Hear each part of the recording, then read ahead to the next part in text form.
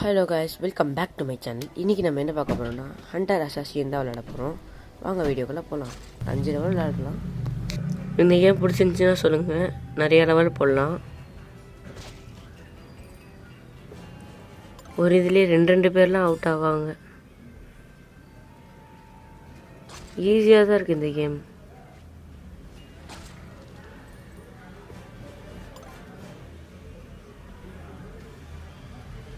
இப்போ 2 பேரையும் போட்டுருவோமா?